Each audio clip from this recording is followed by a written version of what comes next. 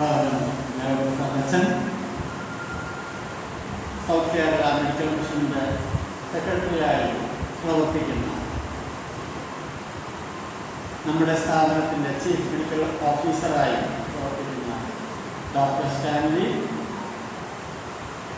General സൂപ്രണ്ടും അഡ്മിനിസ്ട്രേറ്ററുമായി പ്രവർത്തിക്കുന്ന Devaprasad sir, nursing college principal, chief nursing officers, മറ്റെല്ലാ staff അംഗങ്ങൾക്കും എൻ്റെ സ്നേഹമാണ്.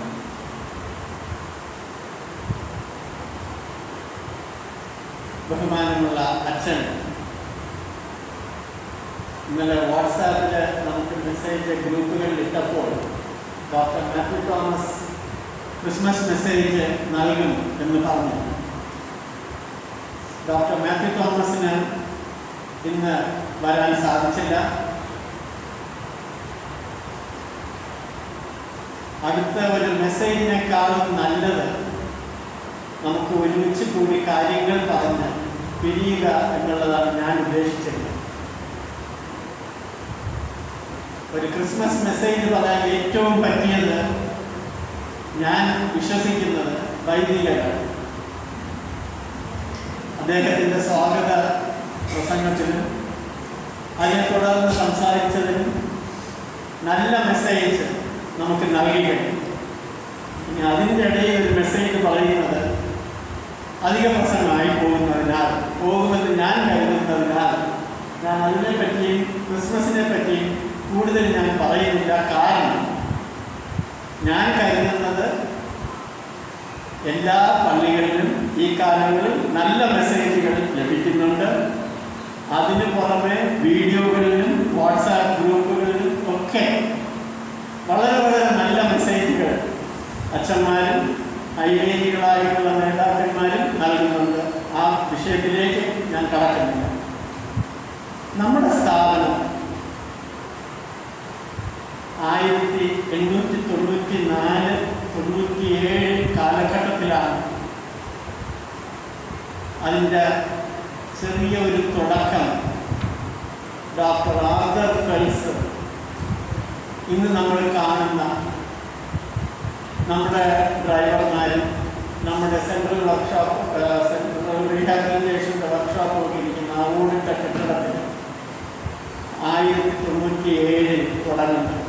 അത് പണിയുന്നതിന് വേണ്ടി അന്നത്തെ കാലത്ത് 3 വർഷം എടുത്തു. 1894 മുതൽ 97. അത് തുടങ്ങുന്നതിന് ഒരു പ്രത്യേക കാരണമുണ്ട്. അതുപോലെ ഒരു പ്രതിസന്ധിയിലാണ് ഇന്ന് നമ്മൾ നിൽക്കുന്നത്.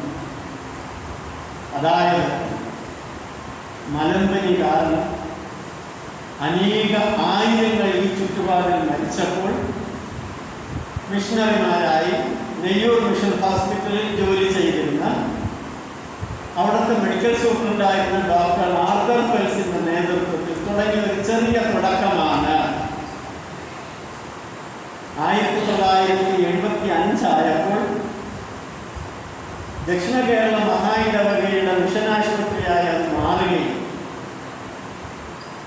അതിൽ ആദ്യത്തെ മെഡിക്കൽ ഓഫീസറായിട്ട് ജോലി ചെയ്യുന്നതിന് ദൈവം തിരഞ്ഞെടുത്തത്, അല്ലെങ്കിൽ അതിനുള്ളൊരു ഭാഗ്യം ലഭിച്ചത് ഇന്ന് നമ്മുടെ മെഡിക്കൽ മിഷൻ സെക്രട്ടറി ആയിരിക്കുന്ന ഡോക്ടർ സ്റ്റാൻലിക്കാണ്. ചുരുങ്ങിയ ഒരു കാലയളവ് അദ്ദേഹം ഇവിടെ സേവനം അനുഷ്ഠിച്ച ശേഷം എല്ലാ മിഷനാശുപത്രിയിലും ഉള്ള ഒരു വലിയ പ്രതിസന്ധിയാണ് സഭാ രാഷ്ട്രീയം കൊണ്ട് മുന്നോട്ട് പോകാൻ പറ്റാതെ ആയപ്പോൾ അദ്ദേഹവും ടാറ്റ പറഞ്ഞു പോയി. പക്ഷേ നമ്മുടെ മധ്യേ അദ്ദേഹത്തിന് വരാനും നമ്മളോടൊപ്പം ഒരാളായി പ്രവർത്തിക്കാനും ഇപ്പോൾ ഈ സ്ഥാപനം ഓരോ ദിവസവും വളർന്ന് കാണണമെന്ന് മാത്രം ആഗ്രഹത്തോടു കൂടി ഈ പ്രായത്തിലും അദ്ദേഹം നമ്മളോടൊപ്പം പ്രവർത്തിക്കുന്നു. സ്വാഗതം അല്ലെങ്കിൽ മുഖപുര പ്രസംഗം പറഞ്ഞപ്പോൾ ബഹുമാനമുള്ള ദേവപ്രസാദ് അച്ഛൻ പറഞ്ഞു, general superintendent Devaprasad Devaprasad sir അടുത്തും ചിട്ടയുമായി ഓഫീസ് കാര്യങ്ങൾ ചെയ്യാൻ ശ്രമിക്കുന്നു എന്ന് വളരെ സന്തോഷമുണ്ട്. അത് എനിക്കും അടിവരയിട്ട് പറയാം. ഡോക്ടർ ബാബുരാജും ഡോക്ടർ സാംസൺ മേശയും 2:30 മണിക്ക് കൃത്യം യൂണിവേഴ്സിറ്റി വൈസ് ചാൻസലറുമായിട്ടുള്ള സൂം മീറ്റിങ്ങിൽ കോൺഫറൻസിൽ പങ്കെടുക്കാനുള്ളത് കൊണ്ടാണ് അവർ മീറ്റിങ്ങിലേക്ക് പോയത്. നഴ്സിംഗ് കോളേജിൻ്റെ സൂം മീറ്റിംഗ് ഇന്ന് രാവിലെ 11 മണിക്ക് പ്രിൻസിപ്പൽ വൈസ് ചാൻസലറുമായിട്ട് അറ്റൻഡ് ചെയ്തു. ചുറ്റുപാടിലും ഒരുപാട് കാര്യങ്ങൾ നടന്നുകൊണ്ടിരിക്കുന്നു. അന്ന് മലമ്പനികളിൽ തുടങ്ങിയെങ്കിൽ ഇന്ന് കോവിഡിൻ്റെ പ്രതിസന്ധി ലോകത്തിലുള്ള സകലമാനത് അവിടെ ദരിദ്രനെന്നോ പണക്കാരനെന്നോ വിദ്യാഭ്യാസം ഉള്ളവരെന്നോ വിദ്യാഭ്യാസം ഇല്ലാത്തവരെന്നോ ഡോക്ടറെന്നോ ആരെന്നോ ഇല്ലാതെ ഈ വ്യാധി മനുഷ്യരെ ഭയപ്പെടുത്തി കൊന്നൊടുക്കുമ്പോൾ ദൈവത്തിന് എത്ര നന്ദി പറഞ്ഞാലും മതി വരില്ല. നമ്മുടെ സ്ഥാപനത്തിന്, നമ്മുടെ സ്റ്റാഫിന്, നമ്മളെ ഓരോരുത്തരെയും പോയി തൻ്റെ കുഞ്ഞുങ്ങളെ ചെറുതിന് കീഴിൽ അണച്ച് കാത്തു പരിപാലിക്കുന്നത് പോലെ നമ്മളെ ദൈവം കാത്തു പരിപാലിച്ചു. നമുക്ക് ഇന്നിവിടെ കൂടുവാൻ അവസരം നൽകി. യാതൊരു സംശയവുമില്ല, പ്രതിസന്ധികളുടെ മധ്യത്തിൽ തന്നെയാണ് നാം ഇന്ന് കടന്നു പോകുന്നത്. COVID-19 എന്നുള്ള പാൻഡമിക്കായിട്ടുള്ള മഹാമാരി ഒരു സൈഡിൽ, ശമ്പളങ്ങൾ ലഭിക്കാതെ കാത്തിരിക്കുന്ന ഒരു വിഭാഗം നമ്മുടെ സ്വന്തം സ്റ്റാഫ്, ക്രിസ്മസ് ഇതിൻ്റെ ഇടയിൽ ആസന്നമായിരിക്കുന്നു. ഇതെല്ലാത്തിൻ്റെയും മധ്യത്തിൽ എങ്ങനെ 1000-ൽ പരം കുടുംബങ്ങളുള്ള കാരപ്പണം മെഡിക്കൽ കോളേജ് സ്റ്റാഫിന് അവർക്ക് എന്ത് നൽകാം എന്ന് ആലോചിച്ച് തീരുമാനങ്ങൾ എടുക്കുവാൻ അഭിമന്യ തിരുമേനിയുടെ നേതൃത്വത്തിലും അഡ്മിനിസ്ട്രേറ്റീവ് എസ്റ്റാബ്ലിഷ്മെന്റ് സെക്ഷനിലെ സ്റ്റാഫും ഞങ്ങളെല്ലാവരും കൂടെ ഞങ്ങളാൽ കഴിയുന്നത് ചെയ്യുവാനായി പരിശ്രമിച്ചു. ആ പരിശ്രമങ്ങൾക്ക് ദൈവത്തിൻ്റെ വലിയ കൃപയും സാന്നിധ്യവും ഉണ്ടായിരുന്നു എന്നുള്ളതിന് സംശയമില്ല. ഒരു ഭവനത്തിലായാലും ഒരു സ്ഥാപനത്തിനായാലും എല്ലാം നന്നായി നടക്കുമ്പോൾ എല്ലാവർക്കും സന്തോഷം. എവിടെയെങ്കിലും പ്രയാസങ്ങൾ വരുമ്പോൾ കുടുംബ തലവനോ അല്ലെങ്കിൽ സ്ഥാപനത്തിൻ്റെ തലവനോ ആണ് കുഴപ്പം മുഴുവൻ. ബഹുമാനമുള്ള ദേവപ്രസാദ് അച്ഛൻ സംസാരിച്ചപ്പോൾ പറഞ്ഞു, നമുക്ക് ഒത്തൊരുമയോടുകൂടി ഒരുമിച്ച് ഏത് കാറ്റഗറിയിൽപ്പെട്ട സ്റ്റാഫായാലും നാം ഒരുമിച്ച് മുന്നോട്ട് പോയാൽ ഈ സ്ഥാപനം നശിക്കില്ല, ഒരിക്കലും നശിക്കില്ല. അതല്ല എങ്കിൽ സംഭവിക്കാവുന്നത് പടർന്ന് പന്തലിച്ച് കിടക്കുന്ന വലിയ മരത്തിൻ്റെ ചുവട്ടിൽ വേരുകളില്ലാതെ വലിയ കാറ്റടിക്കുമ്പോൾ അത് മറിഞ്ഞു വീഴുന്ന ഒരു പ്രതീകമായിരിക്കും നമുക്കും സംഭവിക്കാവുന്നത്. 2018 ഒരു ബ്രേക്ക് എടുക്കാൻ ഞാൻ നിർബന്ധിതനായി പുറത്തു പോകുമ്പോൾ അഭിമാനത്തോടു കൂടി ഞാൻ നിങ്ങളോട് പറയും, നിങ്ങൾക്ക് 1 മാസത്തെ ശമ്പള കുടിശ്ശിക ഉണ്ടായി. അതിനെ 5 മാസമാക്കി, ആ 5 മാസത്തിന് ഉത്തരവാദി ഞാനാണെന്നാക്കി പ്രസംഗിച്ചവരോടും സംസാരിച്ചവരോടും നന്ദി മാത്രം. തിരിച്ച് ഞാൻ വരുമ്പോൾ ഏതായാലും 5 മാസം പെൻഡിങ് ഉണ്ടായിരുന്നു. ഇന്നലെ ഞാൻ ബാഗും എടുത്ത് താഴോട്ട് പോകുമ്പോൾ ഒരു സഹോദരി നേഴ്സ് വന്ന് എൻ്റെ അടുത്ത് ചോദിച്ചു, ഡോക്ടറെ ഞങ്ങളുടെ അരിയർ സാലറി എന്തെങ്കിലും കിട്ടുമോ? ഇന്ന് എൻ്റെ റൂമിൽ വന്ന് പേരുകൾ എനിക്കറിയത്തില്ല, 2 നഴ്സിംഗ് സ്റ്റാഫ് ചോദിച്ചു, ഈ 5 മാസത്തെ അരിയർ ഞങ്ങൾക്ക് എന്തെങ്കിലും കിട്ടുമോ? അവരിവിടെ ഉണ്ടോ ഇല്ലയോ എന്ന് എനിക്കിപ്പോൾ അറിയത്തില്ല. ഇന്നൊരു 10-11 മണിയായപ്പോഴും ഒരാൾ വന്നത്. അപ്പം ഞാൻ അവരോട് പറഞ്ഞത്, യാതൊരു സംശയവുമില്ല, ദൈവം വലിയവനാണ്. എല്ലാ പ്രയാസങ്ങൾക്കും മധ്യത്തിൽ നിങ്ങളുടെ 1 മാസത്തെ അരിയർ ക്രിസ്മസിന് മുൻപ് നിങ്ങൾക്ക് ലഭിക്കത്തക്ക രീതിയിൽ അക്കൗണ്ട്സ് ഡിപ്പാർട്ട്മെന്റ് ക്രമീകരിക്കുവാൻ സാധിച്ചത് അവരോട് ഞാൻ പ്രത്യേകം നന്ദി പറയും. അതിന് ഞാൻ തുറന്ന മനസ്സോടെ തുറന്നു പറയാം. ഇതിന് ചുക്കാൻ പിടിച്ചത് ഏകദേശം 30 വർഷത്തോളം ഈ സ്ഥാപനത്തിൽ ജോലി ചെയ്ത മേഴ്സിയാണ്. എങ്ങനെയെങ്കിലും അത് കൊടുക്കണം. വീണയും മേഴ്സിയും ആ ടീം അക്കൗണ്ട്സ് ഡിപ്പാർട്ട്മെന്റിൽ ആ പൈസ വരുത്തുന്നതിന് വേണ്ടി അവരുടെ പ്രയത്നം കൊണ്ട് മാത്രമാണ് ഇന്ന് ക്ലീനിങ് സ്റ്റാഫിന് ഇട്ട് കഴിഞ്ഞു. നഴ്സിംഗ് സ്റ്റാഫിന് നാളെ കൊടുക്കും, പാരാമെഡിക്കലിനും നാളെ കൊടുക്കുവാനായിട്ട് ഞങ്ങൾ ആഗ്രഹിക്കുന്നു, ശ്രമിക്കുന്നു. ഡോക്ടേഴ്സിന് ക്രിസ്മസ്, ബാക്കിയുള്ളവർക്ക് എല്ലാവർക്കും ക്രിസ്മസിന് മുൻപ് അല്ലെങ്കിൽ ഒരു ദിവസം കഴിഞ്ഞിട്ട് കൊടുക്കാൻ സാധിക്കും എന്നാണ് പ്രതീക്ഷിക്കുന്നത്. അച്ഛൻ പറഞ്ഞ ക്രിസ്മസ് ഗിഫ്റ്റ് കഴിഞ്ഞ വർഷം ബഹുമാനപ്പെട്ട മെഡിക്കൽ മിഷൻ സെക്രട്ടറിയുടെ നേതൃത്വത്തിൽ ഗിഫ്റ്റ് പുനരാരംഭിക്കുവാൻ സാധിച്ചു. ചെറിയ രീതിയിൽ 1 മാസത്തെ ശമ്പളമോ 1/2 മാസത്തെ ശമ്പളമോ 1/4 മാസത്തെ ശമ്പളം ഒന്നുമില്ല, ചെറിയ രീതിയിൽ. ഈ മാസവും അത് നൽകുവാൻ ദൈവം ഇടവരുത്തി, അതിനുള്ള സാമ്പത്തികവും ദൈവം ഇടവരുത്തി. ഇതിനോടൊപ്പം ബഹുമാനമുള്ള ചാപ്ലൻസി ഡിപ്പാർട്ട്മെന്റ് അച്ഛൻ എന്നോട് പറയുകയായിരുന്നു,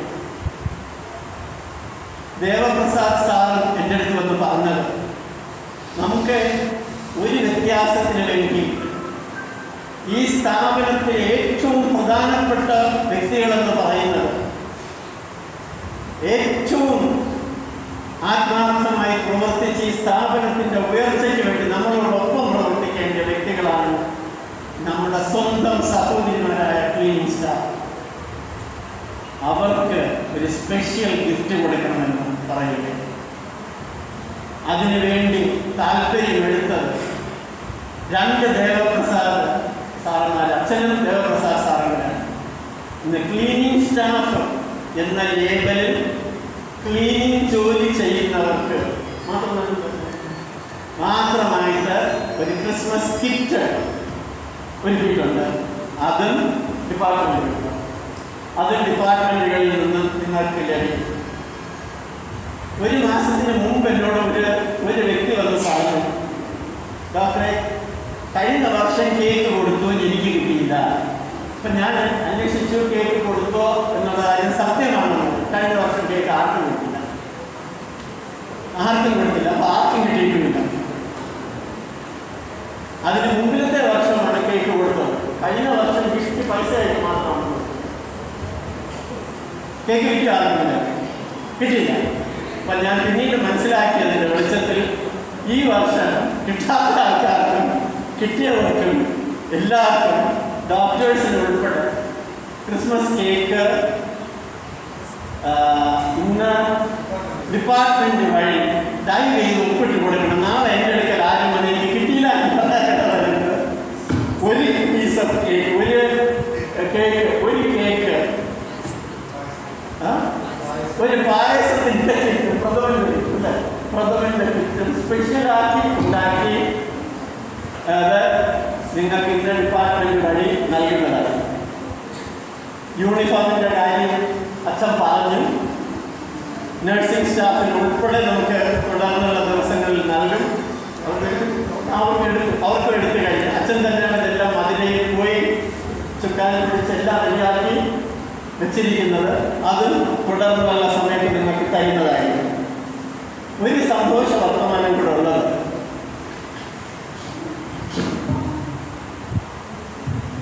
എൻ്റെ അടുക്കൽ പലരും വന്ന് ക്ലീനിങ് സ്റ്റാഫിൽപ്പെട്ടവർ, സെക്യൂരിറ്റി ജീവനക്കാർ എൻ്റെ അടുക്കൽ വന്ന് പല പ്രാവശ്യം ആവശ്യപ്പെട്ടു അവരുടെ റിട്ടയർമെൻറ്റ് ഏജ് മറ്റുള്ള കാറ്റഗറിയിൽപ്പെട്ട സ്റ്റാഫുകളെ പോലെ 60 ആക്കി തരണമെന്ന്. 22/6/2020 കൂടിയ ഗവർണിംഗ് കൗൺസിലിൽ ആ തീരുമാനം തിരുമേനിയുടെ അധ്യക്ഷതയിൽ അപ്രൂവ് ചെയ്യപ്പെട്ടു. അതിനകത്ത് ആർക്കും സംശയം വേണ്ട. ചിലർക്ക് ഞാനെൻ്റെ ഹൃദയം തുറന്ന് കാണിച്ചാലും വിശ്വസിക്കാൻ പറ്റാത്തവരുണ്ട്. അവരോട് എനിക്ക് പറയാനുള്ളത്, ദയവ് ചെയ്ത് വിശ്വസിക്കൂ. ഓരോരുത്തർക്ക് പേപ്പറുകളൊന്നും തരത്തില്ല. ഇതിനകത്തൊരു പ്രൊസീജിയർ ഉണ്ട്. ആ പ്രൊസീജിയർ എന്ന് പറയുന്നത് ഗവർണിംഗ് ബോർഡിലെടുത്ത തീരുമാനം ജനറൽ ബോഡിയുടെ മിനിറ്റ്സിൽ വന്നു കഴിയുമ്പോൾ അത് നിയമമാണ്. 22/6/2020 ജനറൽ ഗവർണിംഗ് കൗൺസിൽ കൂടിയതിന് ശേഷം ഇന്ന് വരെ ജനറൽ ബോഡി കൂടിയിട്ടില്ല. മെഡിക്കൽ കോളേജിൻ്റെ ജനറൽ ബോഡി കൂടിക്കഴിഞ്ഞാൽ മാത്രമേ, മെഡിക്കൽ കോളേജിൻ്റെ ജനറൽ ബോഡി എന്ന് പറയുന്നത് മഹായിടവകയുടെ എക്സിക്യൂട്ടീവ് കമ്മിറ്റിയാണ്. അത് കൂടുമ്പോൾ മാത്രമേ, അതിൽ മിനിറ്റായി ഈ മിനിറ്റ് പാസ്സാകുമ്പോൾ മാത്രമേ അത് 100% നിങ്ങൾക്ക് റിട്ടേൺ ആക്കി തരാനുള്ള നിയമ പ്രൊവിഷനുണ്ട്. അതുകൊണ്ടാണ് അത് ആർക്കും എഴുതി തരാത്തത്. ഇതിൽ 6-7 വർഷങ്ങളായിട്ട് ജോലി ചെയ്തുകൊണ്ടിരുന്ന സ്റ്റാഫ്, ക്ലീനിങ് സ്റ്റാഫ് മുതൽ ഡോക്ടേഴ്സ് വരെ ഉള്ളവർ, അവരുടെ നിയമനങ്ങൾ റെഗുലറൈസ്ഡ് ആകാതെ ചിലർ ഡെയിലി വേജസ് ആയിട്ടും ചിലർ കോൺട്രാക്ട് വ്യവസ്ഥയിൽ, ചിലർ ഒരു വ്യവസ്ഥകളും ഇല്ലാതെയും ഒരു പേപ്പർ പോലും ഇല്ലാതെയും ജോലി ചെയ്തുകൊണ്ട് ചിലരിരുന്നു. അതാത് സാഹചര്യങ്ങളിൽ താൽക്കാലികമായിട്ട് ജോലി എടുത്തവർ, കോൺട്രാക്ട് വ്യവസ്ഥയിൽ 1 വർഷത്തേക്ക് എടുത്തവർ, കഴിഞ്ഞ 22/6/2020 കൂടിയ ഗവർണിംഗ് കൗൺസിൽ 2017 ഡിസംബർ 31 വരെ,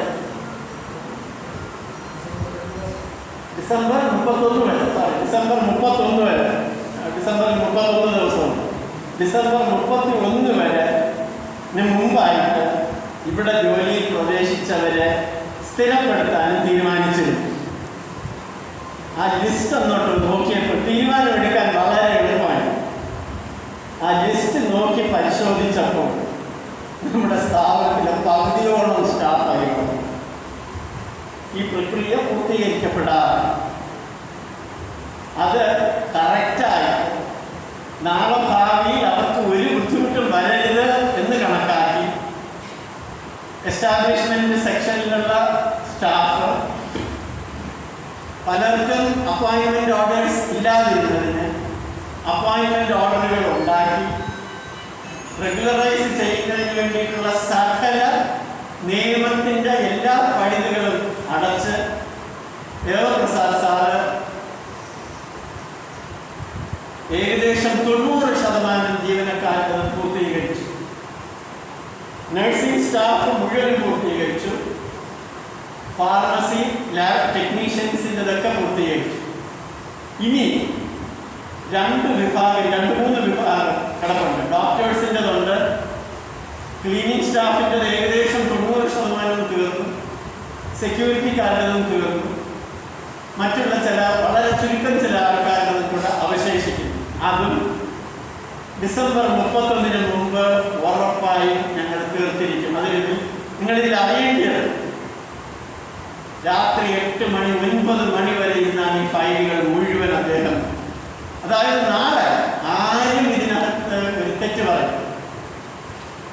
കഴിഞ്ഞ ഞായറാഴ്ച എന്തോ ഒരു കാര്യത്തിന് വേണ്ടി ഞാൻ വിളിച്ചപ്പോൾ അദ്ദേഹം ഓഫീസിൽ ഈ ജോലി ചെയ്തുകൊണ്ടിരിക്കും. പറയുന്നവർക്ക്, തെറ്റിദ്ധരിപ്പിക്കണമെന്ന് ആഗ്രഹമുള്ളവർക്ക് എന്തും പറയാം, എന്തും ചെയ്യാം. കാരണം നമ്മുടെ നാക്ക് ദൈവം നൽകിയത് അങ്ങനെയുള്ളത്. ദയവ് ചെയ്ത് മനസ്സിലാക്കും. അച്ഛൻ പറഞ്ഞ കാര്യം ഞാൻ വീണ്ടും അടിവരയിട്ട് പറയുകയാണ്. ഒന്നിച്ച് നാം നീങ്ങിയാൽ അടുത്ത വർഷത്തെ ക്രിസ്മസിന് മുമ്പ് നമ്മുടെ കുടിശ്ശികകളെല്ലാം തീർത്ത് നമുക്ക് ഒരുമിച്ച് ദൈവം കൃപ ചെയ്യട്ടെ. നല്ല ഒരു ക്രിസ്മസ് സന്തോഷത്തോടു കൂടി ഒരു മാസത്തെ നമ്മുടെ അരിയർ മുഴുവൻ പൂർത്തീകരിച്ച് നല്ല ഒരു ഗിഫ്റ്റും വാങ്ങുന്നതിന് ദൈവം ഇടവരുത്തട്ടെ എന്ന് ഞാനും പ്രാർത്ഥിക്കുന്നു, നിങ്ങളോട് ആഹ്വാനം ചെയ്യുന്നു. പക്ഷെ എനിക്കൊരു കാര്യം മാത്രമേ നിങ്ങളോട് അതിനാവശ്യപ്പെടുന്നു. ഒത്തൊരുമയോടുള്ള പ്രവർത്തനം. വളരെ വേദന തോന്നും ചില സ്റ്റാഫ് അതാത് സെക്ഷനുകളിലുള്ളവരെ ചോദ്യം ചെയ്യുന്നത്. ഇവിടെ വരുന്ന പൈസയെല്ലാം ആരെടുത്തുകൊണ്ട് പോകുന്നു? ഇന്നലെ ചീഫ് മെഡിക്കൽ ഓഫീസറെ ചോദിച്ചപ്പോഴേ ഞാൻ പറഞ്ഞ മറുപടി ഇതാണ്: സാർ, അവരോട് പറയേണ്ടത് അവരവരുടെ ജോലി അവരവർ ചെയ്യുക, അതിൽ നിന്ന് പിന്മാറരുത്. അവരവരുടെ ജോലി അവരവർ ചെയ്യുക സന്തോഷത്തോടെ. ഞങ്ങൾ നേതൃസ്ഥാനങ്ങളിൽ ഇരിക്കുന്നവർ നിങ്ങളോടൊപ്പമുണ്ട്. നമ്മുടെ സ്റ്റാഫിന്റെ മക്കൾ ഇവിടുത്തെ പാരാമെഡിക്കൽ പ്രോഗ്രാംസിന് അല്ലെങ്കിൽ നഴ്സിംഗിന് 2 വർഷം മുമ്പ് വരെ MBBS ഉൾപ്പെടെ നമ്മൾ വഴി തുറന്നു. ഇതിനകത്ത് ആ ശത്രുവെന്നോ മിത്രമെന്നോ ടെമ്പററി സ്റ്റാഫെന്നോ പെർമനന്റ് സ്റ്റാഫെന്നോ ഗ്രൂപ്പെന്നോ ക്രിസ്ത്യാനിയെന്നോ ഹിന്ദുവെന്നോ ഒന്നുമില്ലാതെ ഈ വർഷവും വന്ന് ചോദിച്ചവർക്ക് പാരാമെഡിക്കലിൽ നമുക്ക് എല്ലാവർക്കും കൊടുക്കാൻ, വന്നവർക്ക് എല്ലാവർക്കും കൊടുക്കാൻ പറ്റി നമ്മുടെ സ്റ്റാഫിന്റെ മക്കൾ. പക്ഷെ ഒന്നും സാധിച്ചില്ല. സാധാരണ ക്രിസ്മസ് പ്രോഗ്രാം നടത്തുമ്പോൾ നമ്മൾ അവരെ അനുമോദിക്കാറുണ്ട്. നല്ല മാർക്ക് കിട്ടിയവരെയും അവർക്ക് ക്യാഷ് അവാർഡ് കൊടുക്കാറുണ്ട്. അത് ഉറപ്പായും നടക്കും. COVID-19 പശ്ചാത്തലത്തിൽ ഞാൻ തന്നെയാണ് അച്ഛനോട് പറഞ്ഞത്. ചുരുക്കി പറഞ്ഞാൽ ഇതിൻ്റെ പകുതി സ്റ്റാഫ് ഇവിടെ വരുമെന്ന് ഞാൻ പ്രതീക്ഷിച്ചില്ല. ഇതിൻ്റെ മധ്യത്തിൽ തൽക്കാലം നമുക്കത് വേണ്ട, നമ്മളത് മറന്നിട്ടില്ല.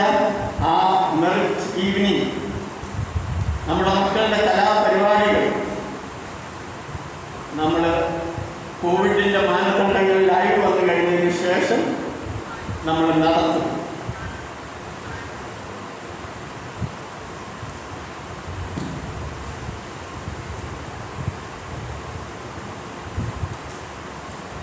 നമുക്ക് ദൈവം ഈ വർഷം നഷ്ടപ്പെട്ട ആ 50 സീറ്റ് തിരിച്ചു നൽകും.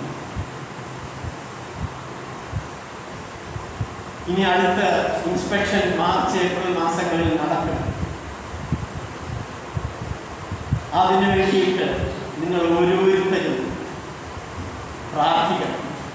എന്താണ് അതിൻ്റെ കാരണമെന്ന് ചോദിച്ചു കഴിഞ്ഞാൽ, നാട്ടിലെ അസുഖങ്ങൾ കൂടണമെന്നുള്ളതല്ല നമ്മുടെ ഉദ്ദേശം.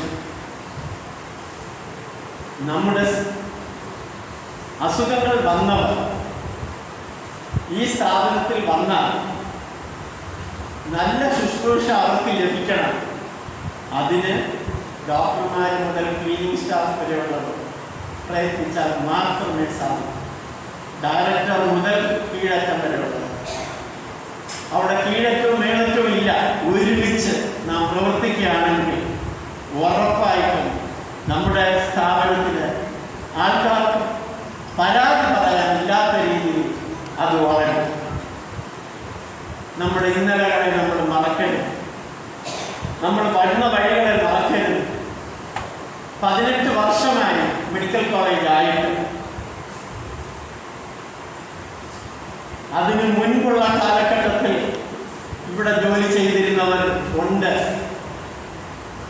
അവർക്കറിയാം ഈ സ്ഥാപനം കടന്നു വന്ന വേദന, എന്തുമാത്രം വേദനകൾ അനുഭവിച്ച് അത് ഇന്ന് ഈ സ്ഥിതിയിലായിരിക്കുന്നു. പ്രശ്നങ്ങൾ ഉണ്ടാക്കാൻ ശ്രമിക്കുന്നവർ ആരായാലും എളിയ അഭ്യർത്ഥന, വന്ന് സംസാരിക്കൂ, സത്യം എന്തുവാണെന്ന് മനസ്സിലാക്കൂ. നുണകൾക്കും കിംവദന്തികൾക്കും വഴങ്ങിക്കൊടുക്കാതെ നിങ്ങളുടെ ഏത് പ്രയാസമാണെങ്കിലും ഞങ്ങളോട് വന്ന് സംസാരിക്കും. സ്ഥാപനത്തിന്റെ കാര്യം മെഡിക്കൽ കോളേജ് ആകുന്നതിന് മുൻപ് ഇത് വളരെ ചെറിയൊരു എൻറ്റിറ്റി ആയിരുന്നു. ഇന്ന് ലഭിക്കുന്നതിൻ്റെ 4/1 സ്റ്റാഫ് പോലും ഇല്ലാതിരുന്നപ്പോൾ ആ ഐക്യത അത്രമാത്രം ഉണ്ടായിരുന്നു. അതിന് ഒരേ ഒരു ഉദാഹരണം ഞാൻ പറയും. 2002 ജാനുവരി 14 2002 ജാനുവരി 14 ഈ മിഷൻ ആശുപത്രിയെ മെഡിക്കൽ കോളേജ് ആക്കുന്നതിന് വേണ്ടിയിട്ടുള്ള പരിശോധനയ്ക്ക് വേണ്ടിയിട്ട് മെഡിക്കൽ കൗൺസിൽ ഓഫ് ഇന്ത്യയുടെ ടീമിന് ഡൽഹിയിൽ നിന്ന് അവർ വന്ന് കോവളത്ത് കൊണ്ട് അവർ ആക്കിയപ്പോൾ അവർ എന്നോട് പറഞ്ഞത്,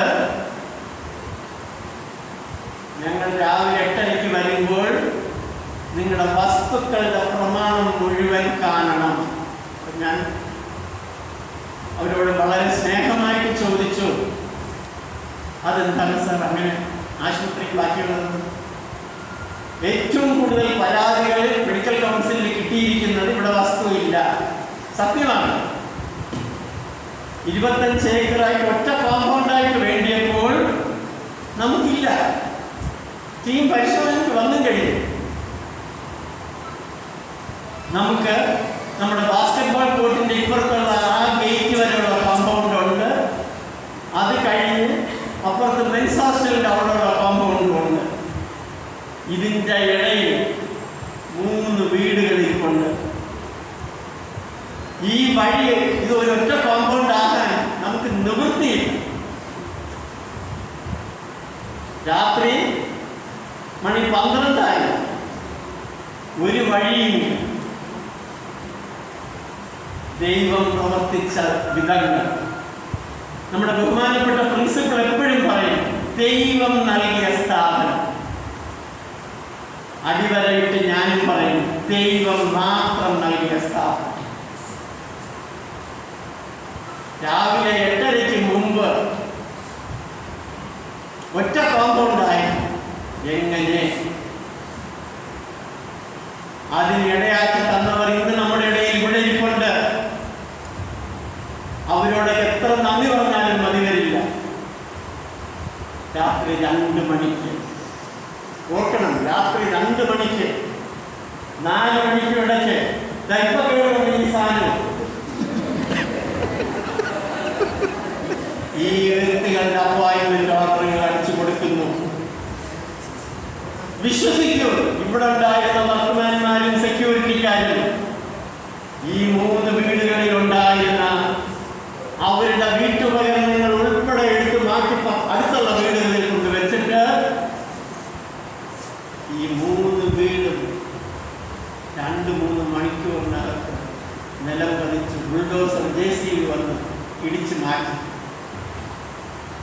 ഓർമ്മയിൽ വരുന്നത് ഇസ്രായേൽ ജനത്തെ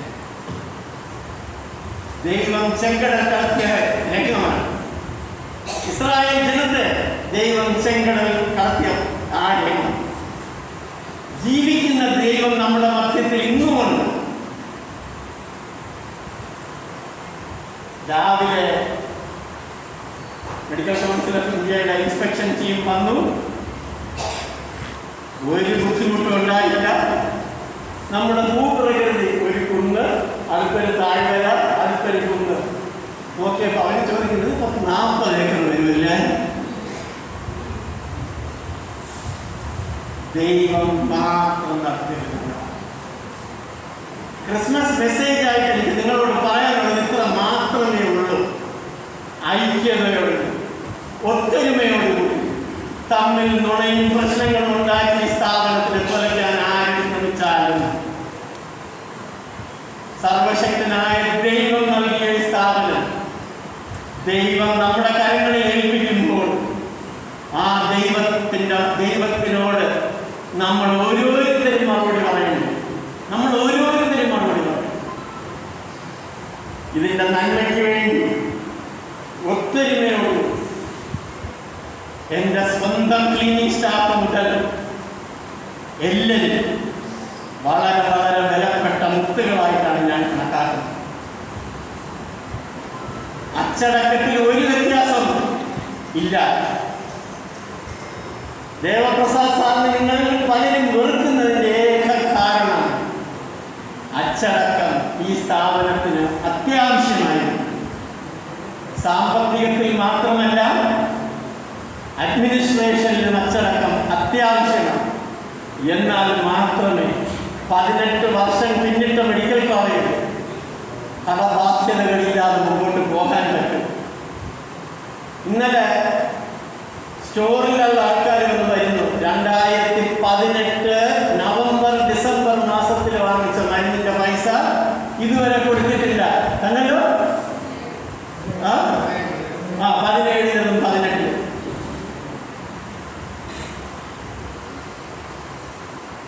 ഇതിന്റെ മധ്യത്തിൽ കൂടിയാണ് നമ്മൾ യാത്ര ചെയ്ത് ഇത്ര ദൂരം വന്നിരിക്കുന്നത്. ബാങ്ക് ലോൺ ഇന്ന് നമുക്ക് ആകെ ഉള്ളത് 70 ലക്ഷം രൂപ മാത്രം.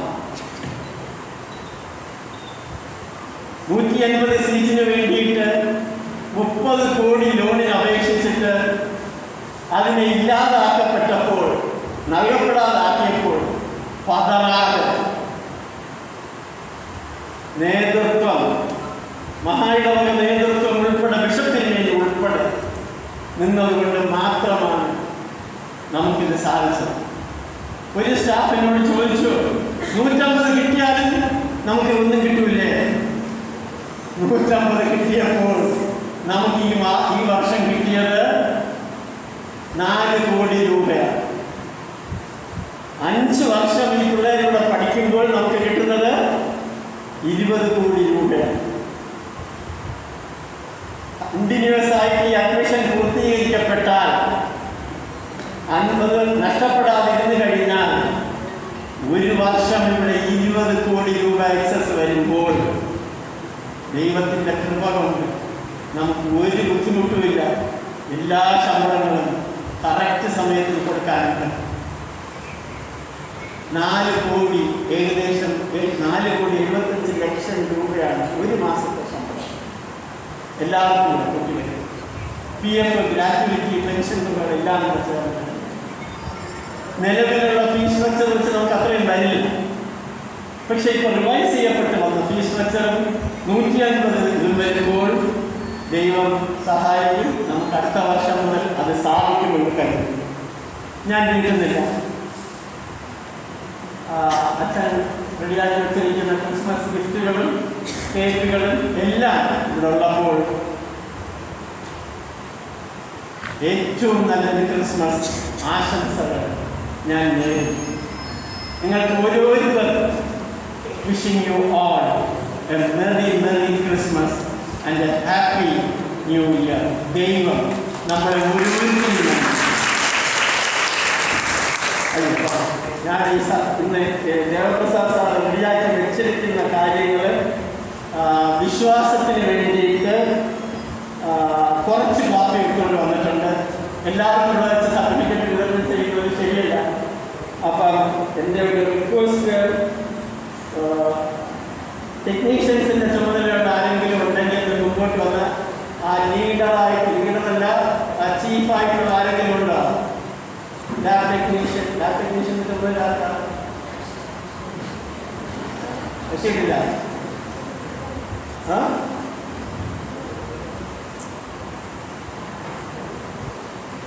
ടെക്നീഷ്യൻസിൻ്റെ ആരുമില്ല, ആരെങ്കിലും ഉണ്ടോ ടെക്നീഷ്യൻസ്? അതുമല്ല, ധൈര്യമായിട്ട് ഞാൻ ഇതിൻ്റെ ഓർമ്മയുണ്ട്, പേര് പറഞ്ഞു. സുലോചന നിങ്ങളുടെ അവിടെ കൊടുത്തിട്ട് ഓഫീസിൽ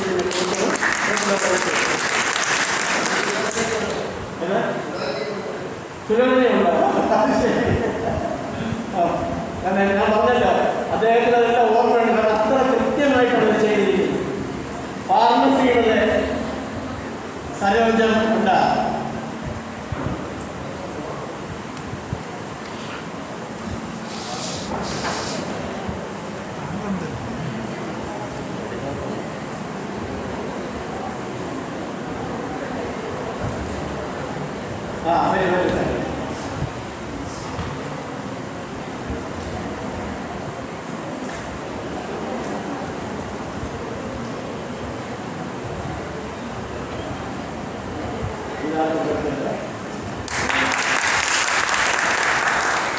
അടുത്ത നഴ്സിംഗ് സ്റ്റാഫ് CNO.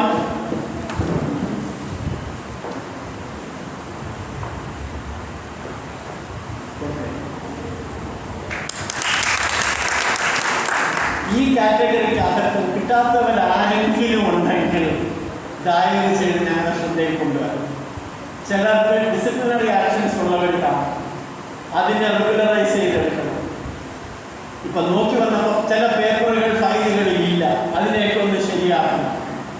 അലമാരകൾ ഇപ്പോഴാണ് നമ്മുടെ എസ്റ്റാബ്ലിഷ്മെന്റിലെ ഓരോ സ്റ്റാഫിനും ഓരോ അലമാര കൂട്ടുതാക്കലാക്കി കൊടുത്തിട്ടുള്ളത്. ചിലതൊക്കെ മിസ്സായിരിക്കുന്നു. ഇപ്പൊ കഴിഞ്ഞ ദിവസം എന്റെ പേപ്പർ പോലും അവിടെ ഇല്ലായിരുന്നു. അല്ല, എന്റെ രാജ്യമായി സംബന്ധിച്ച പേപ്പർ ഉണ്ടായിരുന്നു. അവസാനം ഇന്നത് എവിടുന്ന് ഒരു പേപ്പർ തപ്പിക്കൊണ്ട് വന്നു. അപ്പൊ ഇത് ഒരു മാജിക്കായിട്ടല്ല ഞാൻ കണക്കാക്കുന്നത്, അങ്ങനെ മിസ്സായി പോയതായിട്ടില്ല. പക്ഷെ ഇനി ഇത് മിസ്സായാൽ നടപടിയുണ്ടാകും. അപ്പം തെറ്റുകൾ എവിടെയെങ്കിലും സംഭവിച്ചിട്ടുണ്ട്, ഇതിൽ ആർക്കെങ്കിലും കിട്ടാതെ ഉള്ളതുണ്ടെങ്കിൽ ദയവ് ചെയ്ത് വന്ന് എന്നെ തന്നെ കോണ്ടാക്ട് ചെയ്യാനും മടിക്കണം. ഒരിക്കൽ കൂടി ക്രിസ്മസ് ആശംസകൾ പറഞ്ഞുകൊണ്ട്, പുതുവത്സര ആശംസകൾ പറഞ്ഞുകൊണ്ട് ഞാൻ നിർത്തുന്നു. നന്ദി. ഡയറക്ടർ ചുരുക്കം എന്ന് പറഞ്ഞ് ഇത്രത്തോളം ചുരുക്കം